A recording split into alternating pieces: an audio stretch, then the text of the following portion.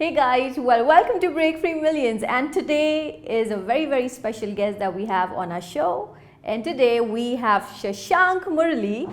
Shashank Murali started his entrepreneurial journey back in 2014 at the age of 21 while studying at BITS Pilani. He, along with a few friends, built an on-demand tutoring app for competitive exams called Advice that received enough traction, making Shashank and his co-founders the first set of undergraduates in 50 years of BITS history to have sold a company while in college. He teamed up with his Advice co-founders once again to launch Tapchief in the last semester at Pilani in 2016. Tapchief went on to receive an award of 1 CR and the backing of Vijay Shekhar Sharma, founder and CEO of Paytm, beating 1,200 other startups.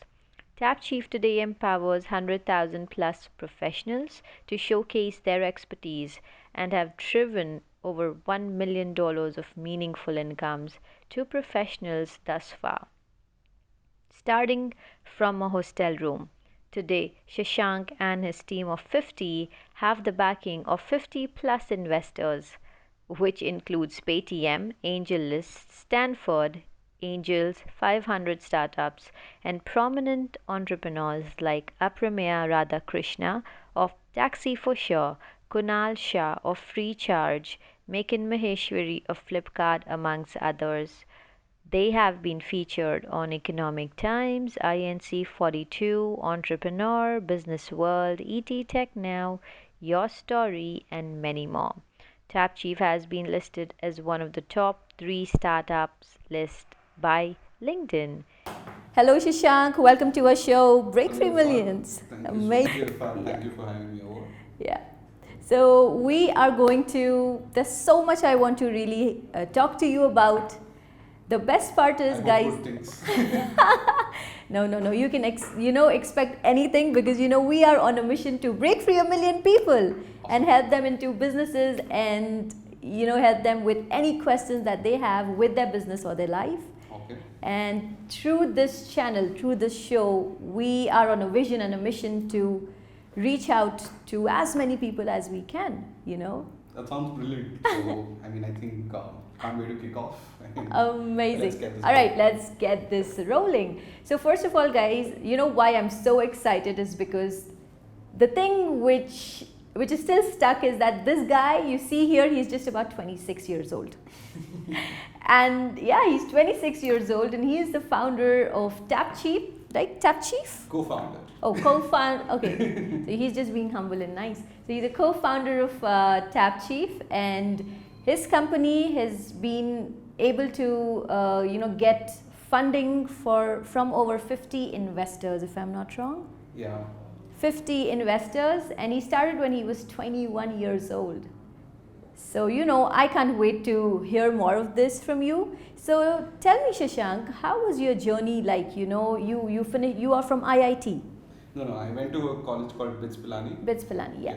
It's in the same league, you can say. Yeah. So I went there in 2011. Otherwise, I'm largely a Bangalore boy, born and brought up here, lived here all my life, did all my schooling here. So my parents are bankers, they work for government banks. So yeah, we were very, I have no blood relation, you could say, with business. Right. It's largely been an evolution. In many ways. I think when I went to BITS, the thought process was to go do a PhD in the US after graduating and all that in mathematics. It's not the most obvious thing I know. But yeah, so that was the thought process. But I think a lot changed in those 5 years between 2011 to 2016. The environment, the people around us, some of the alumni who had done so well being entrepreneurs, etc. All was very inspiring in many ways. And one thing led to another, and we started off by building products and freelancing ourselves to largely fund college debauchery, you could say, and college party. Okay. And it eventually led to us building something on our own, and so somehow we've kind of graciously got here where we are, and hopefully miles to. Absolutely. You started Advice, if I am correct. That was your first venture. Yeah. And if you could just share something more about that, what was? Yeah, so it was 2014 where so both all three of us as co-founders, all of our siblings were preparing for their own IIT and all of those engineering exams. And they used to reach out often saying, "Bhaiya, ye problem solve kar do, ye doubt clear kar do." And frankly, by third year or fourth year, you're not in the mood to be doing that, right? So we said a lot of kids may be kind of running into something like this, where post school, etc., they don't have anybody to kind of reach out and clear their doubt, which forbids them from learning the concept very well the next day. Right, right. So we were, and more or less every kid had a smartphone by then, Right. So the thought process was in 2014, hey, can we build an app where we could connect these students who had these doubts to people who are not actually tutors, but people who they aspire to become, which is effectively the undergraduates at different IITs, different colleges like BITS and IITs and so on, who all were also looking to make an extra buck like us, right, to fund that college party. So yeah, so we built a mobile app where a student could click it out of his textbook. In under 30 seconds, he or she would have access to a tutor with whom they could chat and get this doubt resolved and so on. Brilliant. So that's what we built in 2014. It grew to a reasonable size where we had, I think, over 500 plus tutors, etc. Yeah, so that was the first venture, and that was the purpose of what we were trying to do initially. Yeah. And frankly, we at that time we never looked at it like a venture, right? It was largely us having fun, trying to build a side project. We were not going to class anyway much to do many classes, so we were doing this for fun, having real users, having real transactions happening, etc. was just a very cool thing that kept happening and kept us hooked. But yeah, so eventually we realized, oh, there is something called startups. People like the technology we built. People want to find value in it for us to buy it, etc., etc. So yeah, so that's how the advice journey came about. And in 2015, I think in under a year, we landed up selling the company and the technology and the supply base, etc., to another company called Hashlam, who still continue to run the platform, and I think it's reached over 500,000 students today. So yeah, very happy with whatever we built continues to thrive. So that's been the purpose all along. That build impactful products which people can use, and yeah, if there's a good business opportunity alongside, then that's something to leverage for sure. This is so brilliant, because one thing you thought about this as just your passion. You guys just started off because you were 21 or so that time, and you just started off and you just built something like this, and you got market for that particular product. But sometimes what happens now, I go ahead and I work with a lot of startups and I mentor them, I coach them, and entrepreneurs, the youth, especially in their 20s, they really want to start something, but they just cannot. They sit with that one idea, until that idea multiplies into 100 more, but they're not able to start with it. So what is your take on something like this, when it comes to entrepreneurship, when it comes to ideas? What is your take on that? Well, I think maybe a biased opinion because of our journey, but our journey has been a journey of, I think, today I can say 1,000 steps, but it's a journey of 1,000,000 steps, right? You guys are trying to break free and reach 1,000,000. I view our journey as 1,000,000 steps. And there's just so many parts to building a business. I think it's really not sitting in AC rooms and kind of controlling the narrative from there, etc. I think it's really getting down into the trenches with your users, customers, etc., and trying to figure out if you have a value to add, and if there is enough white space for somebody like you, as an entity, as a founder, etc., to make some impact, right?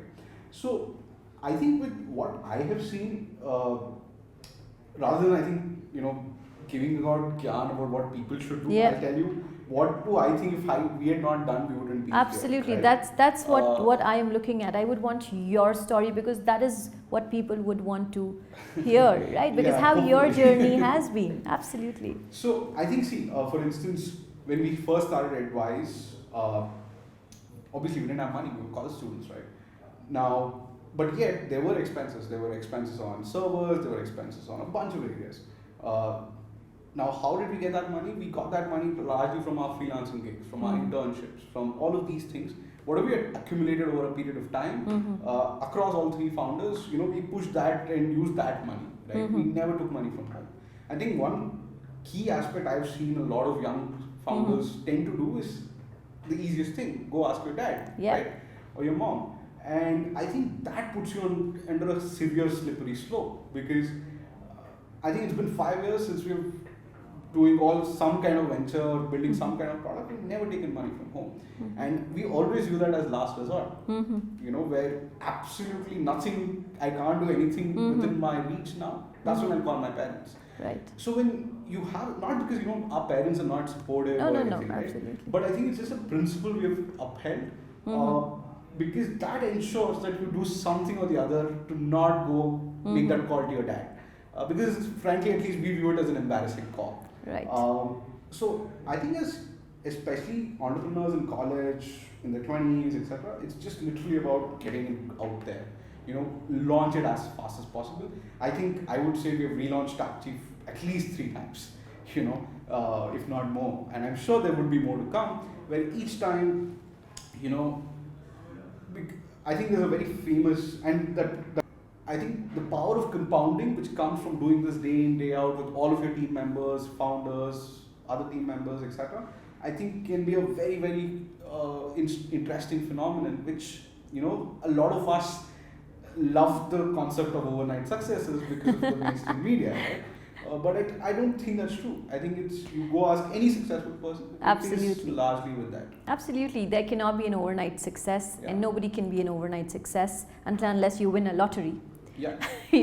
And even if you win a lottery, you absolutely have no idea how to go about using the money, and they go broke again. Yeah. Because that's what people do not know, how to manage money also at the same time. But that's on a different note, But the thing is, I want to understand, what if people have So you told me that you started Tapchief and you bootstrapped it, correct? For like 6 months. Yeah. And then even your previous company, you bootstrapped it. Yeah, You put in your... the first company was fully bootstrapped. Fully bootstrapped. The second, so whatever money we made off that exit, of the acquisition, we kind of put all of that money into Tapchief and said, what, when you're in college, it's really hard to raise money. It's more or less impossible.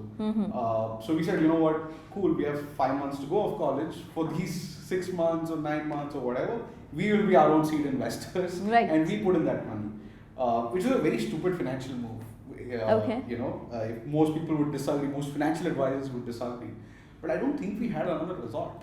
True. Otherwise, we had to go borrow money or go raise money from investors, etc. All of which would be hard, right? While you're still in college, and nobody would trust you, and very likely so, very rightly so, because you're not committed to it full time yourself yet. Right. So we funded it for a considerable amount of time, for about 9 months, and I think we handled a team of 7-8 people. That is cool. That's really cool. So when we moved to Bangalore right after we graduated, etc., it was 8 people in a 2 BHK, because that's what we could afford. We had food on credit. We had a lot of people actually have helped us get here by being generous, by laying out that credit for us, which we repaid, of course. But I don't think you have many options. You just take what you're getting and move on. So that's really important, that you go ahead, make that move, take that decision and get to action. Yeah. Because otherwise it's never going to happen. Yeah, and just to reference that million steps, I've been a driver for the company. I've been a office boy. I've gotten out couriers. I've cleaned up the 2 BHK you're talking about. Got groceries. So we've done all kinds of stuff, and I think that's what it takes to build a company. If you're coming from literally no other prior support or no other prior experience of building something like this. And what I've observed while working with entrepreneurs and aspiring entrepreneurs, I believe that even if you give them a lot of money to go ahead and start up with their company, they honestly have no idea what to do with it. Right. So money, I believe, is not really required for you to go ahead, get that idea out there. Yeah. Money would come if you really try to find for it. Yeah. Like for that matter, you did try your hands on several different things. You made the money and then you put it into your business. You didn't wait that I'm gonna make that money first. I'm gonna have like lakhs of crores of rupees and then I'm gonna start. Yeah. So that way it never really works out, right? That way it never works out, because if you're waiting for money to happen and then you start with your idea, it will never happen. Yeah, for sure. I think money is the least important thing Yeah. to start a business. Yeah. I think what really is important is to identify a problem which you relate with. True. Right? And identify a problem which you are willing to commit a good number of years of your life. Right. And you're okay not having a security blanket in order to solve for that problem. That's very important. Yeah. A brilliant point, because people, if you really want that security, entrepreneurship is not for you.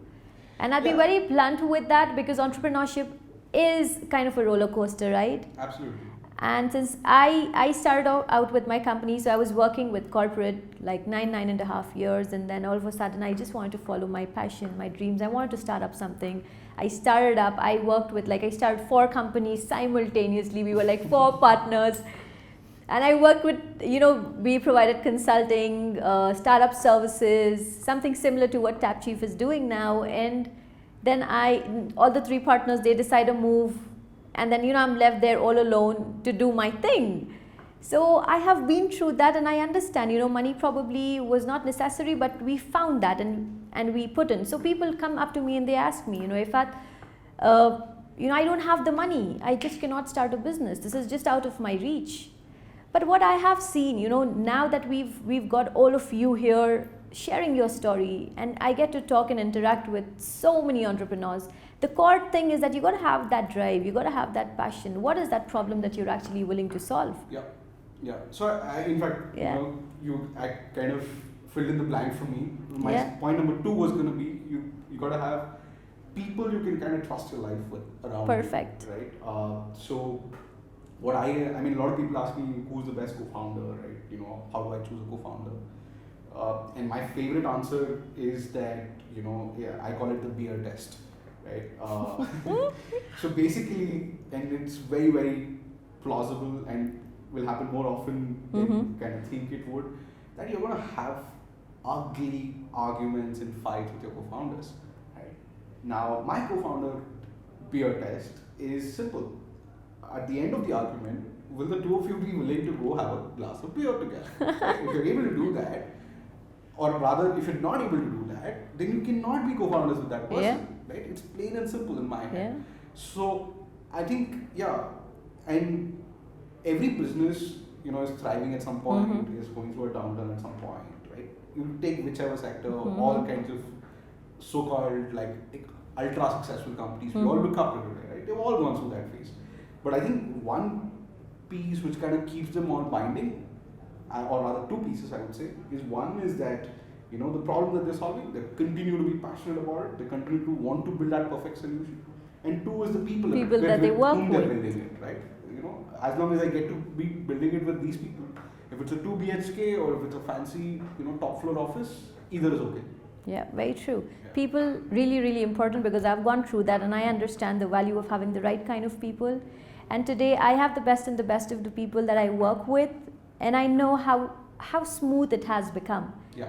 Because if the people that you work with are not in the same wavelength, they don't share the same vision, they are not driven as much as you are, and you're dependent on them for something or the other, it gets difficult. It gets really hard to get the work done. It's also a very lonely journey, right? Absolutely. I think it's an absolutely, as I said, the mainstream, what most people kind of hear of entrepreneurs is they raised millions of dollars, they got this award, they're speaking here, they're doing that, etc., etc. But I think the real core part of any entrepreneur is a very, very lonely journey. Yes, absolutely. I agree with that. And I think it's a blessing in disguise if you can try to reduce that to a good degree with the good people around you, smart people around you. Yes. Who you can trust and you can work with on a day-to-day. Thank you so much, Shashank. Totally loved it.